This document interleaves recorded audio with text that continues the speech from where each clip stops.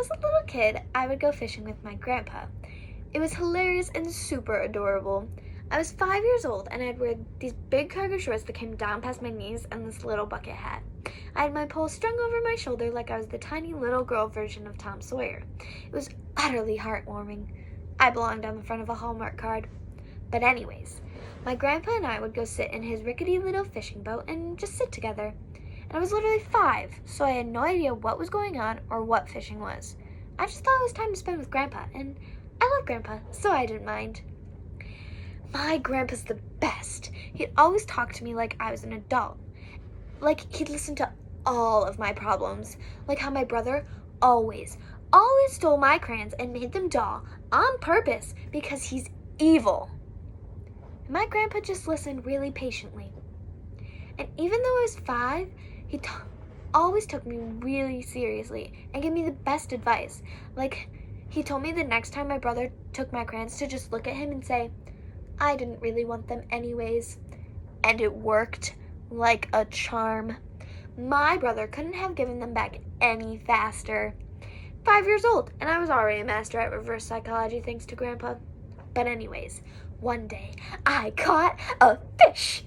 All of a sudden, there was all sorts of tugging on my line, and I started totally panicking. Like I was crying and screaming, and I probably gave poor Grandpa a heart attack. But he really patiently came over and helped me reel the fish in. And then I discovered what fishing was, and I was horrified.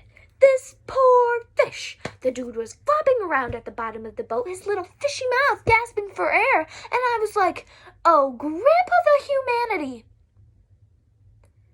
But he really patiently put his hand on my shoulder and said, no, look. We let them go. And he threw the fish back in, and I watched him swim away. And yeah, we probably traumatized the poor fish, and he probably has to go to fishy therapy, but I'm sure he's living his best life. And I looked at my grandpa in all my adorable 5-year-old precociousness and said, but why are we fishing? And he said, we're learning how to wait, Sammy. It's a good thing to know how to do. And I've been thinking about that a lot, obviously. I remember how content I was to just sit in my grandpa's boat and let the waves gently rock us back and forth. I didn't even care that we weren't doing anything. I was just happy to be with him.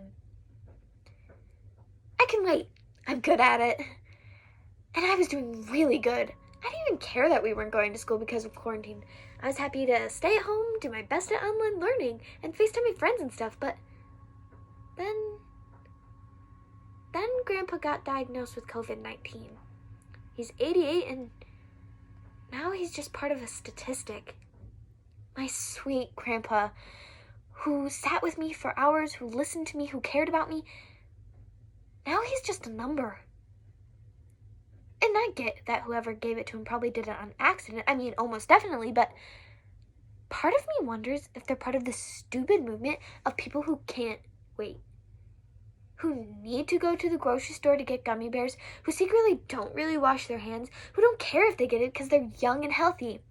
And I want to find that person, and I want to grab them, and I want to yell, you weren't doing this for you, you were doing it for my grandpa. Because I would do anything to keep my grandpa alive.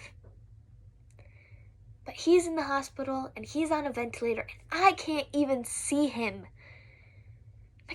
My mom says he's not even awake most of the time. And I just keep seeing him sitting in the boat saying we let them go. But I can't let you go, Grandpa. I can't. I can wait. I'm good at it.